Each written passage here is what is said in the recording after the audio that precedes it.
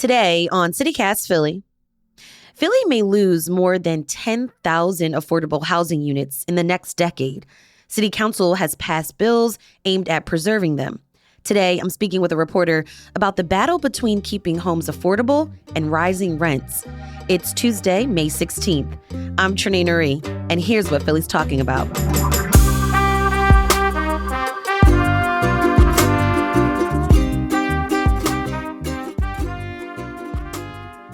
Aaron Moselle, you cover housing and community development for WHYY's Plan Philly.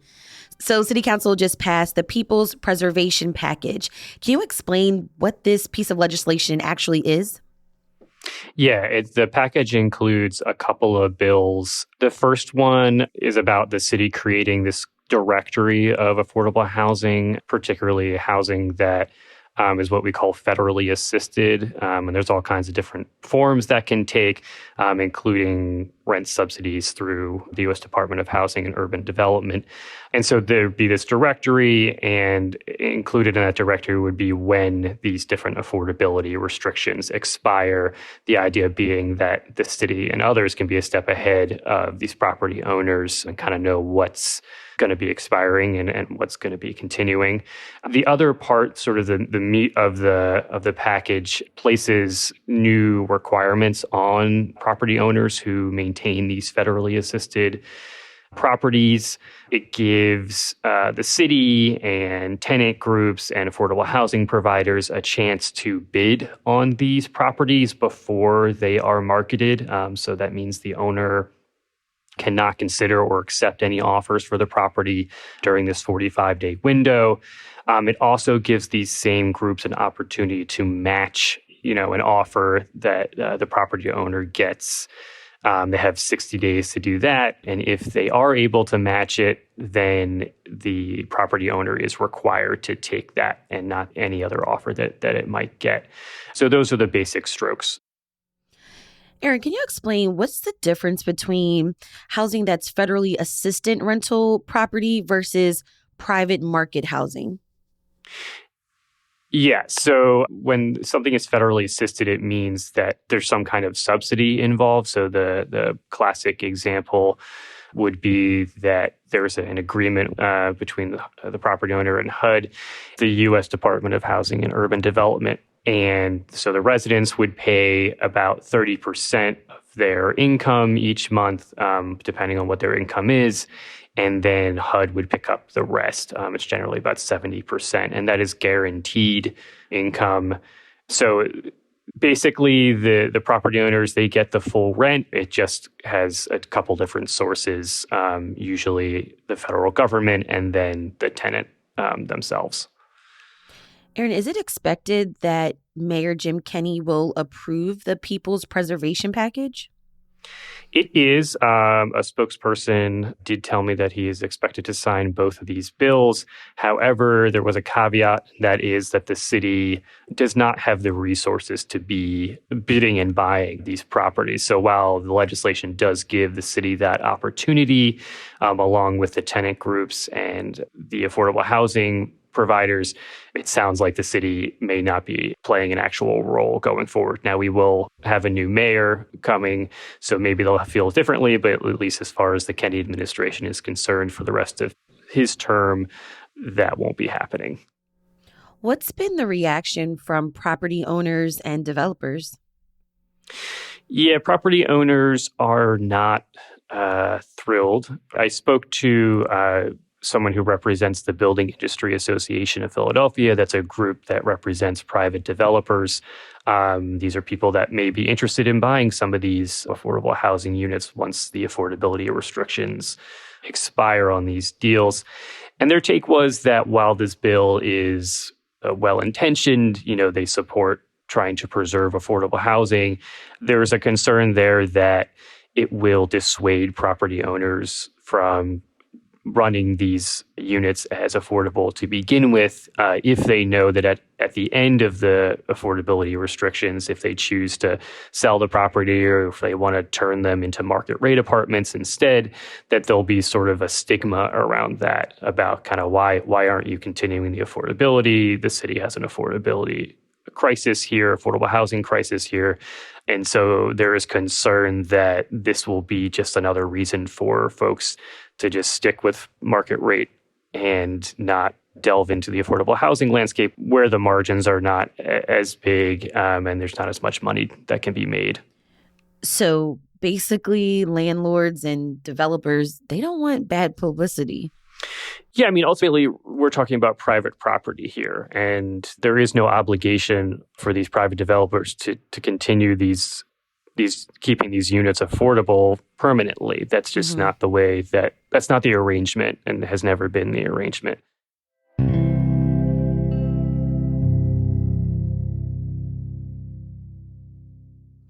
Aaron, this all stems from a recent housing controversy at the University City Townhomes in West Philadelphia. You know, we've talked about this particular story on the show before. But Aaron, can you give us a brief overview of what this affordable housing unit went through over the past few months? Yeah, so this started when the owner of that complex has about 70 units in West Philly. When the owner decided that he wanted to stop maintaining that property as affordable, wanted to put it up for sale. This is after nearly 40 years of keeping these as affordable. And so that set off this long saga where there was pushback from elected officials and from the tenants themselves saying, you know, this is one of the few affordable housing complexes in University City, which is a swiftly gentrifying section of Philadelphia. You know, this is where University of Pennsylvania is. This is where Drexel is. So they pushed back for some time to the point where there was also legislation introduced that put a moratorium on demolishing the complex itself and also placed some affordability restrictions on the parcel going forward. That led to a federal lawsuit filed by the property owners against the city council person and the city. That lawsuit recently settled, and the terms include preserving a part of the complex's footprint for affordable housing. There's also some money that will go to the existing tenants who were displaced as a result of the impending sale. There's no buyer yet, but the owner is now free to demolish the existing structure and take offers. Is this also like a part of a symptom of the city is becoming more expensive? Sure. So in the case of the University City Townhomes, as I mentioned, it's in a section of the city where there is a lot of money that can be made. The complex sits on a piece of land that is very valuable. So there certainly is pressure on property owners to stop their affordability contracts with HUD or however else they're doing it. Because, as I said, affordable housing is not where you make a bunch of money. But if you sell your property to a developer who's interested in, for example, building a life sciences campus or building, luxury apartments, there's more money to be made there. And so there's this constant pressure on these property owners who are entering into these agreements to not enter into them. Aaron, what impact could this legislation have if it gets passed? And how could it save the supply of affordable housing? This legislation that Councilperson Jamie Gauthier introduced is sort of trying to create some space for different outcomes.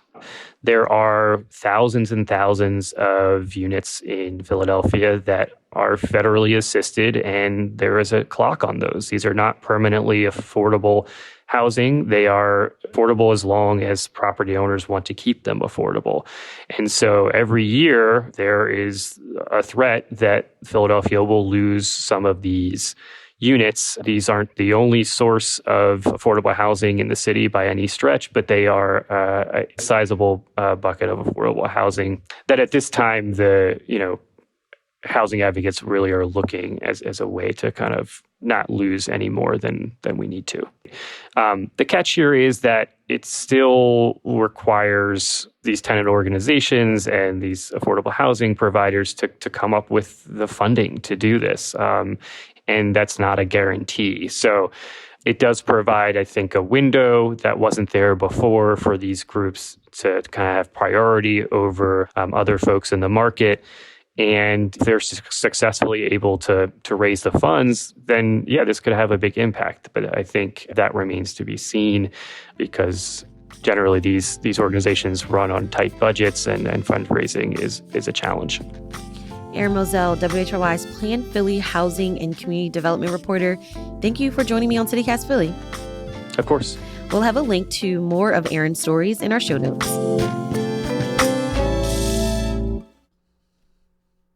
And here's what else Philly's talking about. Today is Election Day. All polling places open at 7 a.m. and close at 8 p.m. If you're unsure where your polling place is, go to atlas.phila.gov/voting. We'll have a link in our show notes. We also asked the mayoral candidates to make their final sales pitch. Here's who we heard from: Alan Dom, Jeff Brown, James DeLeon, and Helen Gim. Hi, my name's Alan Dom, and I'm running for mayor of Philadelphia. One thing I love about Philadelphia is the people. I've been campaigning in every neighborhood across the city, and I can tell you Philadelphians everywhere are truly passionate about fixing what's broken in our city and creating opportunity for everyone. If I could snap my fingers and get rid of one thing about the city right now, it would be the violence. I've seen too many families in pain because of our public safety crisis. In my first 100 days in office, I would accomplish, number one, restoration of leadership to the mayor's office, implementation of a comprehensive public safety plan that will crack down on violent crime and end this sense of lawlessness. And three, implement my pledge to Philadelphia, which will provide high-quality, effective city services in every neighborhood of our city. Hi, I'm Jeff Brown, and I'm running to be the 100th mayor of Philadelphia. One of the things I love about Philadelphia, it's diversity, and that with what comes with diversity is diversity of arts and culture and food. And we have some of the best neighborhoods in the world to get authentic food and experience cultures from everywhere. If I could snap my finger and get rid of one thing in the city right now, it would be structural poverty. I think it's at the root of almost all the problems we have. In my first 100 days in office, I want to accomplish three things: pick up 50,000 abandoned cars from our neighborhoods, to get rid of blight and to create new parking spaces for our citizens. I want to build a world-class leadership team in government to help me implement my agenda. And I want to produce our first budget that incorporates my priorities to make this a world-class city. And I want to, in advance, share it with our labor unions, the community in general, and city council, so I can take their feedback into our plans right from the beginning. Hi, my name is James DeLeon, and I am running for mayor of Philadelphia. One thing I love about Philadelphia are the tree canopies. If I could snap my fingers and get rid of one thing about the city right now, it would be to reduce outside restaurant restrictions. In my first 100 days in office, I would accomplish these three things. 1, reduce gun violence. 2, fix broken schools. 3, reduce generational poverty. Hi, my name is Helen Gim, and I'm running for mayor of Philadelphia to bring a transformative change in the way people actually live in this city. One thing I love about Philadelphia is its fighting spirit. We're the original home of rebels and revolutionaries, and we need that energy right now to take on our city's toughest problems. If I could snap my fingers and get rid of one thing about the city right now, it would be the idea that nothing ever changes. In my first 100 days in office, I will accomplish, first, declaring a state of emergency on gun violence to target illegal guns and remove them from our streets, deploy mental health crisis responders citywide so police can focus on solving violent crimes, and promote more detectives and invest in forensics to close cases. Second, I will kick off a Green New Deal for our schools to give every child a safe, healthy place to learn and bring after-school and enrichment programs to high-need neighborhoods. Finally, I'll split our streets department into 2 divisions. One that handles sanitation, addresses illegal dumping, and cleans and greens our neighborhoods to improve safety. And the other division will focus on transit, including safety on SEPTA and real attention to safer mobility for seniors, people living with disabilities, and pedestrians and bikers.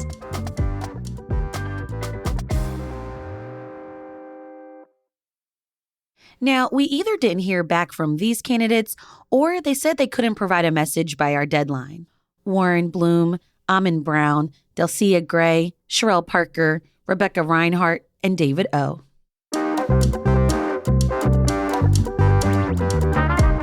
That's all for today here on CityCast Philly. If you enjoyed this episode, please tell a friend, rate the show, leave us a review, and hit that subscribe button. Be sure to sign up for our morning newsletter too. It's called Hey Philly. We'll be back tomorrow morning early with the results of the city's primary election. Bye.